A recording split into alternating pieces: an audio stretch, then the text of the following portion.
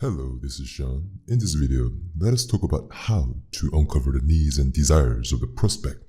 Why is it important to uncover the needs and desires of the prospect? Because all sellers need to be able to uncover prospects' needs. If you can successfully uncover problems and pain, which is affliction, and desire and goals, which are aspirations, then you will create the foundations for sales success. Before we move on to how to uncover this, let's look at the two types of buyer's mindset. So we have two types of buyer's mindset. First, problem solving. Second, future seeking. Problem solving mindset. Buyers will feel that something is not performing up to expectations. Buyers with a problem solving mindset, most likely they are demand driven sale, which means a buyer is driving the sale. Buyer wants to actively seek out the product, and usually they accept the marketing and sales overtures from the providers. So it is a good idea to uncover affliction if the buyer has a problem-solving mindset. How? What are some examples of afflictions? Problems, frustration, pain, irritation, challenges. And when do you start uncovering these afflictions? You want to uncover this affliction once you established enough rapports to move forward. If the prospect communicates their business afflictions, then it is likely that they want them to go away only if it is possible to solve the problem and only if it makes sense to invest time and money to get rid of it. However, if you only focus on afflictions, you are leaving out an opportunity to expand the existing relationship and generating the new opportunities, because people do not want to associate with people who are only focusing on negatives.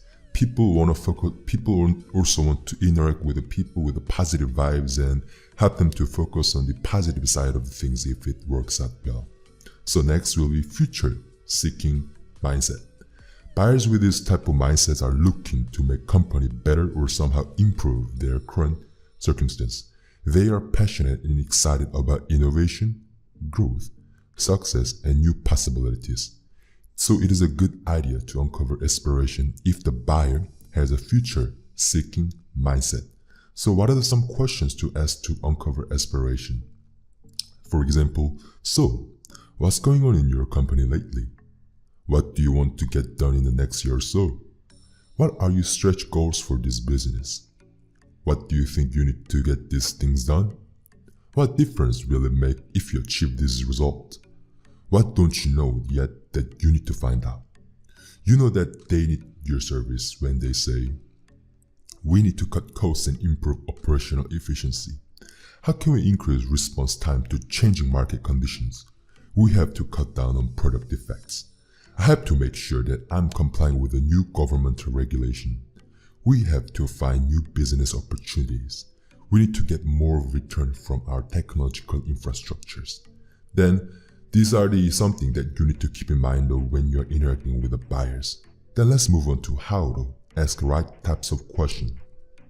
There are three types of questions: broad open-ended question, specific open-ended question, specific close-ended question. Let's look at each of these type of question.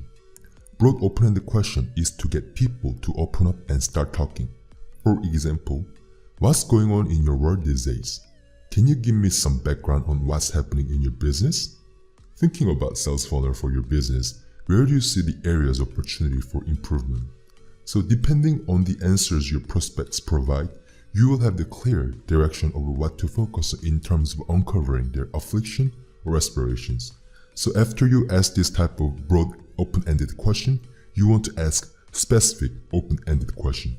For example, it is to uncover the latent needs, the needs of the buyers may not be aware of, such as the expression of need that is not taken seriously, or no perception and knowledge of the needs by the buyer. For the example of the specific open-ended question is like, how is the process working out for you? What about the turnover rate? Would you be able to outline the picture of how your business is retaining your best salespeople? How does your compensation structure result of behaviors and outcomes that you are seeking to achieve? What kind of skills and knowledge gaps do you think your team have?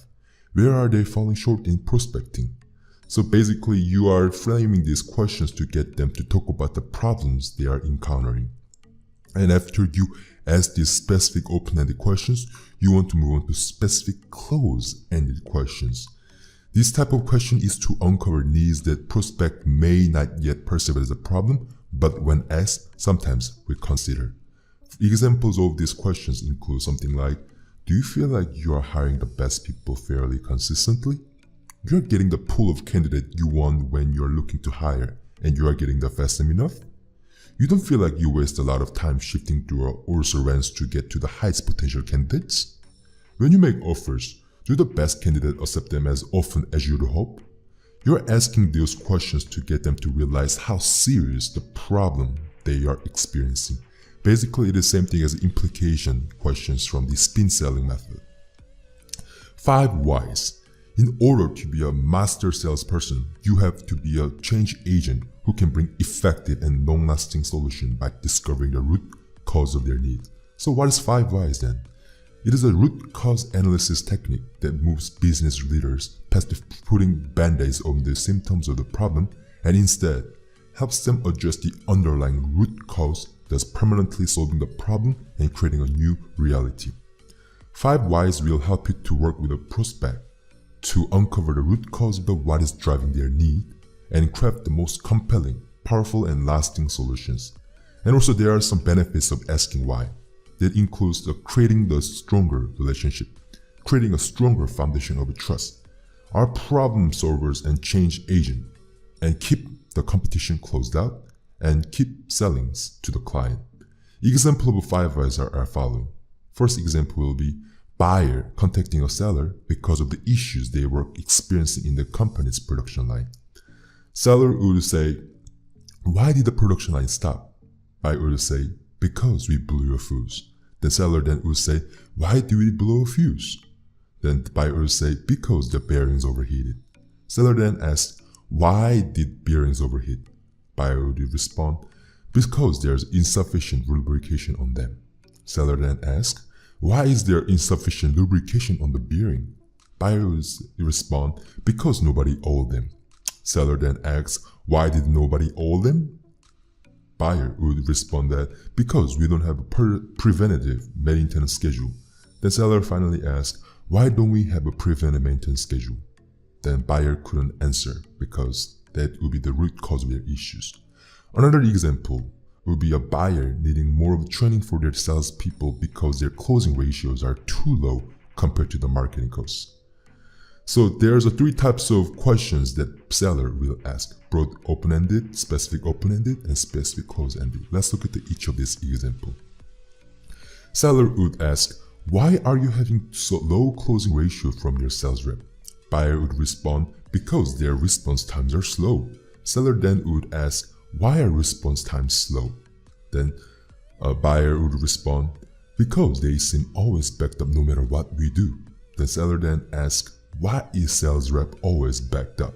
Buyer would answer, because we are overwhelmed by all kinds of problems that is hard to distinguish between important and non-important calls.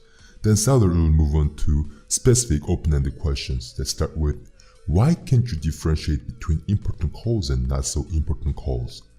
Then buyer would respond, because we don't have a clear definition of what is important and what is not. Seller then would ask, why don't you have a contact management system that can help you keep it all sorted out? Buyer would respond, because we didn't have this problem up until company have grown to this size, and John, our COO, still has me bring up these issues. Then seller would ask, why hasn't anyone brought it up with John? Then buyer couldn't answer these questions. Then seller then move on to the specific close-ended question. Start with, is training for salespeople what we need, or should you re-engage John about how contact management system will improve response time and reduce complaints? Buyer would say, time to talk to John. Then seller would keep asking, then you need to get approval and install the contact management system. Buyer would say, you are right. Then seller then move on to their offer presentation. Let's talk about what you need in contact management system then. We have 3 options. Let's have a look. So, there are some things to consider when asking why. Allow time for people to answer the why question. You as a seller want to facilitate the buyer to identify their own issue by a why and giving them enough time for them to answer and figure out what really went wrong. And keep asking why until you get to the real need. Or usually you want to keep asking until when they cannot answer to your why.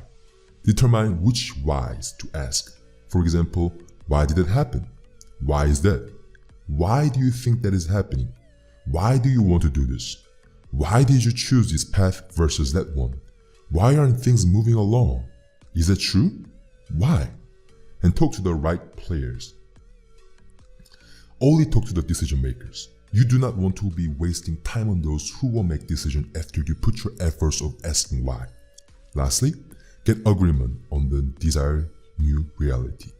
At the end of conversation, you want to ask something like, so based on our conversation so far, doing A, B, and C will solve this problem and get to where you want it to be in, let's say, 6 months. By asking these questions, you want to get to the both desired reality that both people are agreed upon. Remember, how you ask questions is critical. Make sure you have a proper tonality and body language. So next, let's move on to some prospect may say that they don't have any problems once you ask these 5 whys and 3 types of questions. For example, no, we don't have that problem. No, we cannot say we've seen much of the challenge there. Yes, we are happy with the people we've worked with. So your presentations, but don't think there's anything in there that applies to us. When buyers are responding in this way, there's something that you want to do. First, you want to reverse the direction of the conversation. What is reversing the direction? It changes the flow and tone of where the conversation is heading. For example, it seems like you have a lot going on for you. That's good to hear. Perhaps you are just in better situation than most people that you speak to. I've asked you the number of questions aimed at seeing what's up regarding sales performance, and what I've heard is that everything is just where you want it to be. If that's the case, perhaps we should disengage the conversation. I don't want to take more of your time or mine if there's nothing down the path. If you're sure everything is up to where you want it to be, we should stop now. And as a result of you saying this type of reversing direction stuff, one of the 2 things will happen. Buyers will either perceive no need, like, you're right, I think stopping now is a good idea, but we should stay in touch in case of something comes up. Or they will respond by perceiving that he might miss an opportunity, like, no, I think we should continue talking. There may be something, I'm just not sure we are there yet. I'm just trying to put my fingers on it. As a result, you probably gain some respect from the prospect with your upfront approach. Advocacy and inquiry. Traditional consultative sales training method only focuses on asking questions, which is inquiry. However, the best top master salespeople in any industry both ask questions and demonstrate the capability of what is possible. For example, on the top of asking just questions, they're presenting the idea from the research, knowledge, and case studies to actually demonstrate what is possible for them. And it will be discussed in detail in upcoming video. So, in summary, first, identify your prospect's need. Second, ask the right types of questions during the sales conversation. Third, the secret to uncover aspiration and affliction, that is not to overcomplicate it, but not miss anything either. So, I hope this video was helpful when it comes to uncovering the aspiration and desires from the buyer. And in the next video, we will be talking about how to maximize the impact of your offer. Thanks for watching.